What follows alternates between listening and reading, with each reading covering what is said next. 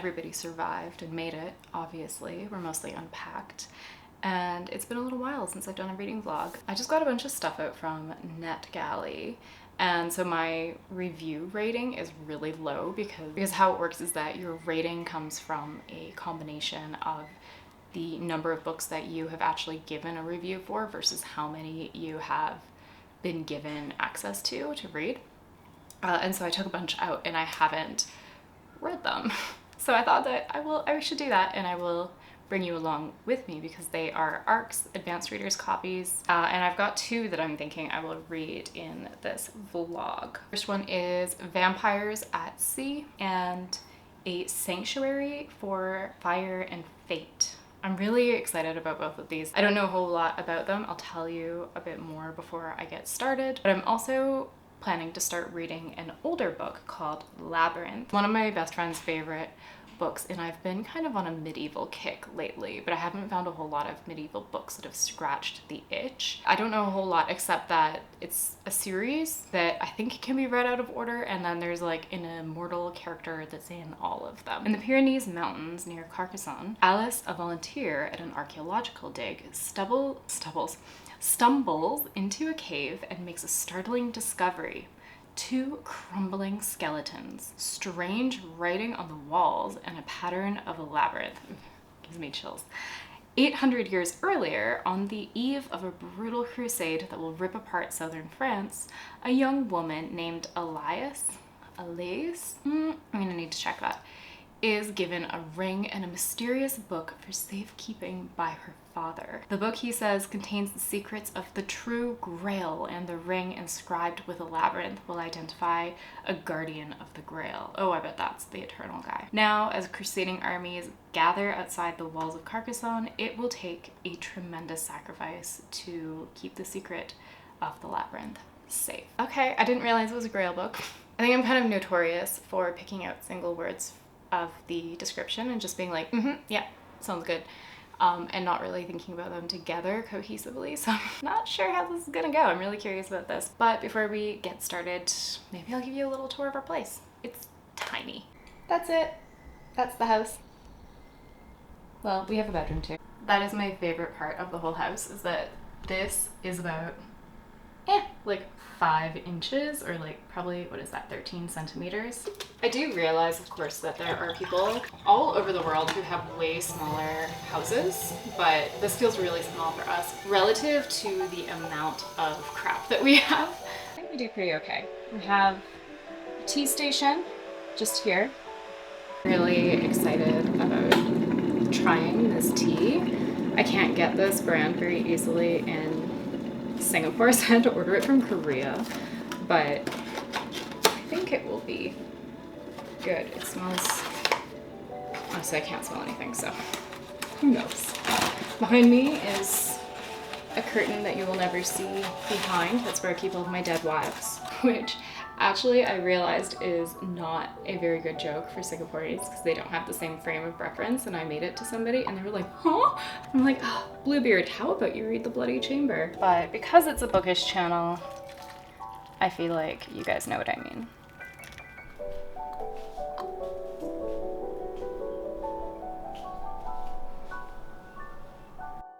I started reading the introduction, and she starts off by explaining how they bought this house in Carcassonne, how that kind of falling in love with that place, even though it's supposed to be a vacation home, which who has those these days, became this incredible obsession and like love of place for her, and inspired her to write like a lot of short stories, and that this novel grew out of that. And I always kind of love it when an author shares what the inspiration for the book was, or like what the process of this idea developing is. I always just find that so interesting. We have a teensy weensy map that won't focus.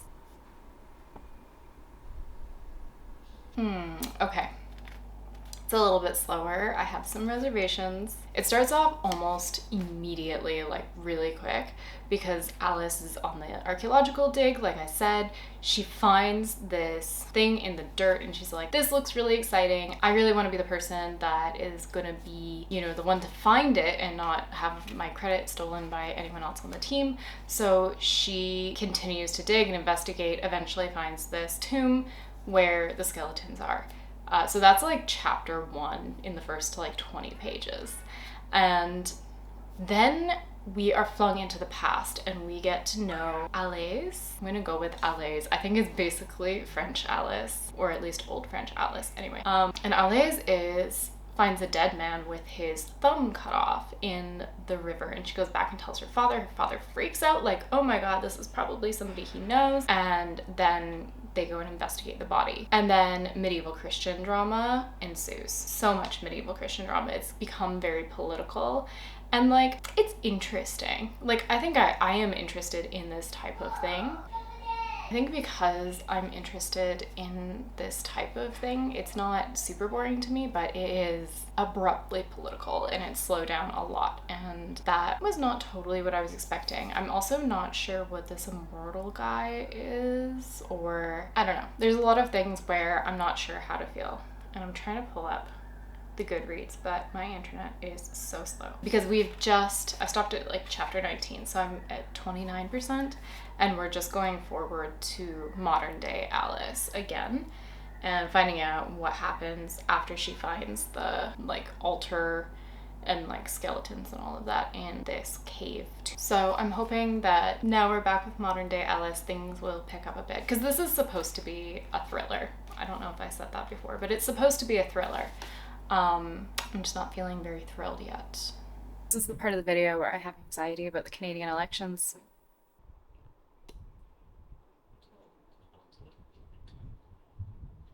Okay, the Liberals won by the skin of their teeth, but we can both relax and read a book now because I know he's just dying to. Okay, so my Kindle died and needs to charge, so this seems as good a time as any to give you a little update on where I'm at. I'm about 70% through Labyrinth and I'm enjoying it so much more, way more. It was like I needed to just get over that first 30% hump because things started off so exciting. Like Alice was finding these skeletons and like mysterious rings with labyrinths on them.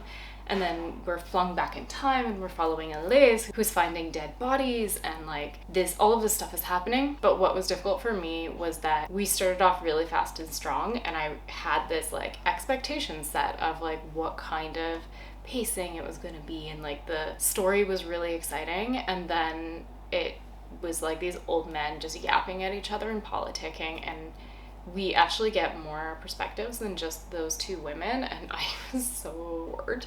But now we are back with Alice and Elise a lot more. They're kind of continuing to unpack the mysteries. So Elise is part of the Cathars, who are like a sect of Christianity. I think they're a Gnostic sect that existed and were like really heavily persecuted, but they were sort of mysterious and had a lot of supernatural mystical mysteries around them, hence the Labyrinth, which is the symbol of this group of people who are supposed to be protecting and like who are supposed to be like the guardians of the Holy Grail from the Cathars, but then Rome is persecuting the Cathars, and there's like all of these different people who are after the Grail. And so Elise becomes one of the guardians of the Grail, basically. There's these different books that have like the instructions to find it. That is her situation. So there's like all these people after her and like all of this stuff is happening with her. And then Alice, in our time, 2005, whenever this was written, is discovering more about the Grail, and they have this kind of mirror experience of people chasing them, although Alice knows way less about what is going on and why people are after her. She's just starting to kind of uncover and understand that. It's very reminiscent of like Da Vinci Code in that it's a Grail story, we're hunting the Grail. I would not say that there is a whole lot of supernatural stuff going on in it, but there is like these moments or these elements. Like Alice has these dreams that are really seem a little bit prophetic or mystical in some ways. So once my Kindle's done charging, I'm going to finish it up and I will let you know my thoughts. So I actually ended up enjoying this quite a bit. I was not sure at my first check-in at that 30%, but I found that I was more interested in the plot in the modern day Alice's story, but I was more personally and emotionally invested in LA's in the historical time period, like as a character and her character growth. And she was actually really interesting because we met her when she was 17 and she was very much a girl despite being married. Like the way that she handled a crisis, she ran to her father and, was crying, but by the end of the book, she has like some of the most agency. She's very clever. She's the one that has to solve the problems. So that was fun. And I liked the villain characters, the one in the past and the present were both women, and honestly they just ate. They were so good. They were vicious and like cruel. I had fun with them. They were definitely my favorite characters. But then one thing that really surprised me about this book was that it was very violent, and I probably should have clued in when it said crusade, but I didn't for whatever reason.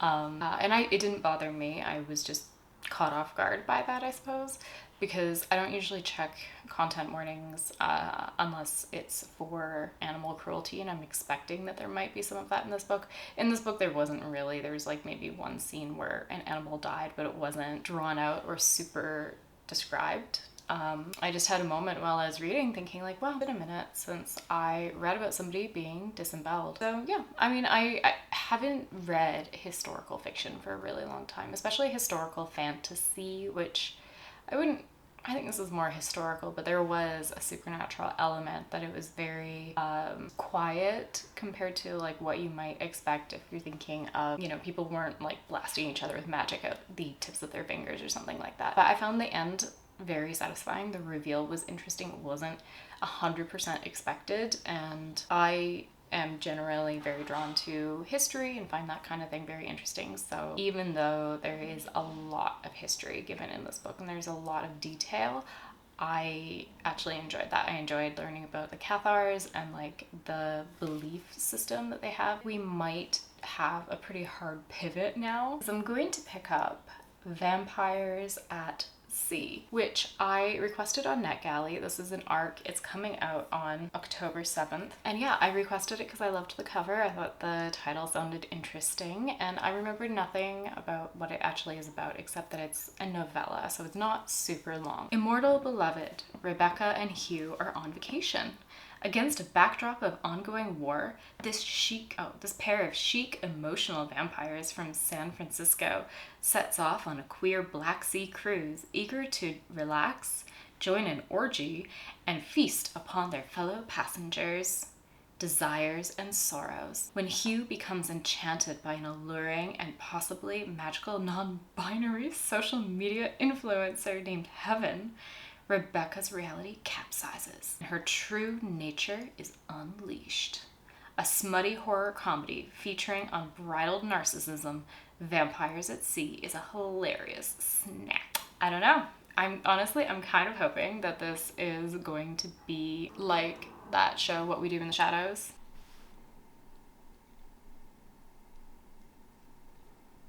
Starting off with Carmilla quote, I approve. Just checking in here really quickly because I want to say I think I might really enjoy the voice of our main narrator.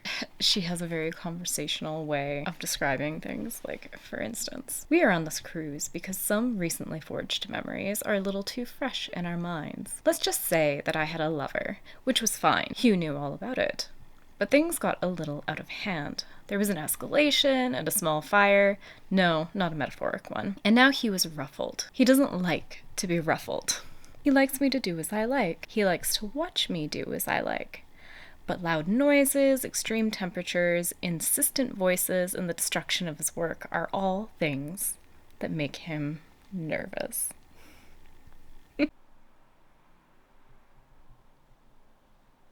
That ended up being really fun. So our main woman is an emotional vampire, as I said, and she's a huge narcissist. So she tends to feed a lot off of the admiration and like desire of other people. And so Hugh is like her complete opposite. And they've been together for centuries and just absolutely forever. And they have this like real rhythm of how they live their lives together and when they do or do not invite other people into their relationships. And so this cruise is like a hookup cruise, kind of. It's for people who are like definitely into the poly lifestyle or at least swinging. Along comes Heaven, this queer person who Hugh has this incredible immediate connection to. So there's definitely smut, but I actually hesitate, I think, a little bit to say that it is smutty because I think there is like less details and things are shorter than what somebody who is maybe looking for smut would be finding in this book, because we are just deep in our main character's feelings about Hugh and about this Heaven person and just not having the attention centered on her for once in her life. So things actually get really weird in this. It is very much a character study in that you are so in this person's perspective, and it becomes a bit of a game of like, how delusional is this character? Like, are some of these things as bad as or actually happening in the way that they're thinking? Like, I'm not saying anything because I don't want to give any spoilers, because it really, I was not expecting it to go the way it ended up going.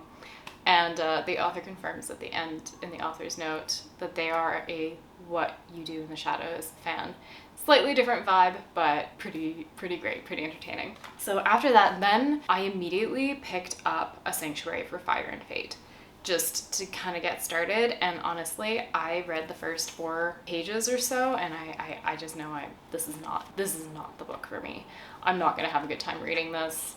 And I think this vlog is kind of getting long enough, so I might more or less cut it off here, but I want to talk about A Sanctuary for Fire and Fate just for a second. First off, I can tell that it's very gonna be like cozy. Like, the narrator is very like, oh, I don't know how to explain it. Like, they're naive. They're naive, and the writing comes across as like a little bit young. I'm not sure if it's gonna be a bad book, but I know that I'm definitely not the audience for it. And I always have a bit of a hard time with DNFing arcs because I appreciate the privilege of being able to read a book in advance, but I also don't want to force myself to finish it so that I have nothing good to say about the arc when I might be the problem, if that makes sense. Yeah, cozy fantasy is not for me, and I've gone and I've read some of the other reviews that are coming out about this book, and there's only like 20 of them, but they are pretty low, and it says that it's cozy and smutty, and I can't imagine reading smut with the voice or like the younger writing style. Yeah, I can just tell that this is not for me. So instead, I am gonna wrap up this video really quickly, but I was thinking I might read a short story called The Call because I'm really excited about it. I feel like it fits the theme of the video. I heard Mrs. Pizza Reads talking about this book. I will link her channel down below.